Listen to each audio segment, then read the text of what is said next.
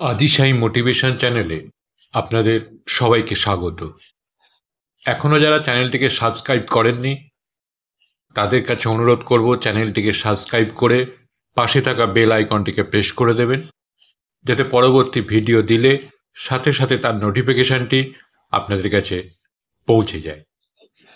চলুন শুরু করি আজকের গল্প। বাবা বয়স্ক হয়েছেন।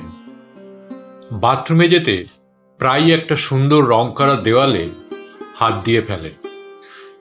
ওটা ধরে হাঁটেন বলে হাতের ছাপ পড়ে যায়। হাত ময়লা থাকলে বা তেল থাকলে তো কথাই নেই। আমার স্ত্রীর এটা অপছন্দ। সত্যি কথা বলতে কি, আমারও। অনেক বলেছি, কিন্তু উনি মনে রাখতে পারেন না বা দেওয়ালটা না ধরে পারেন না। অল্প বয়সে পরিচ্ছন্ন মানুষই ছিলেন। একদিন মাথা ধরেছিল বলে নিজে নিজেই কপালে তেল মালিশ করেছিলেন। সেদিন ছাপটা বেশি পড়ে গেল। স্ত্রী আমার ওপর চেঁচামেচি করলে। আমিও কড়াভাবে বাবাকে বলে দিলাম যে ওই দেওয়ালে হাত না ছোঁয়াতে। তাকে লজ্জিত এবং বিমর্ষ লাগলো দেখে। আমার মায়া হলো, তবে মুখে কিছু বললাম না। বাবা ওই দেয়াল ধরা বন্ধ করলেন। একদিন পড়ে গেলেন আর বিছানা থেকে উঠলেন না। কিছুদিন পর গত হলেন। রঙের মিস্ত্রি ডেকে বাড়ি রং করাতে গেলে আমার ছেলে দাদুর হাতের ছাপ লাগা অংশটা মুছতে বাধা দিল। সে তাকে খুব ভালোবাসত। মিস্ত্রি তার কাজে বেশ দক্ষ এবং উদ্ভাবনী প্রতিভা ছিল। সে ওই ছাপগুলো বাঁচিয়ে রেখে অপূর্ব একটা বৃত্ত এঁকে দিল, একটা ডিজাইনও করে দিল। এরপর যত মানুষ আমাদের বাড়ি আসতো ওই জায়গার শিল্পকর্মের দেখে খুব প্রশংসা করত।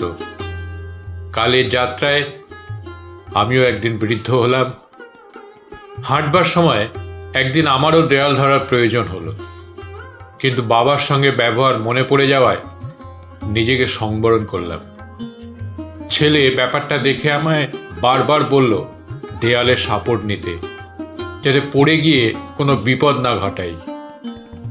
উপলব্ধি করলাম ছেলে আমার পাশে আছে। নাতনি ছুটে এসে ওর কাঁধে ভর দিতে বলায় আমার চোখে জল এসে গেল। আমি যদি এটা করতাম তাহলে বাবা হয়তো আর কিছুদিন বাঁচতেন। নাতনি যত্ন করে সোফায় বসিয়ে ও ড্রয়িং খাতা দেখালো, যেখানে আমার বাবার হাতের ছাপের ওই দেওয়ালটা স্কেচ এঁকে ও উচ্চ প্রশংসা পেয়েছে। মন্তব্য ছিল, আমরা আশা করি প্রত্যেক বাচ্চা বড়দের এরকম শ্রদ্ধা করবে। আমি আমার ঘরে এসে কাঁদতে লাগলাম। একদিন আমরা সবাই বয়স্ক হই। এই বাচ্চাদের মতন আমরাও যদি একদিন বড়দের যত্ন নিতাম তাহলে পৃথিবীটা কত সুন্দর হতো।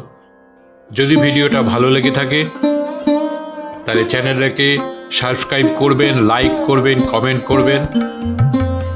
ভালো থাকবেন। দেখা হবে আবার পরের ভিডিওতে। নমস্কার।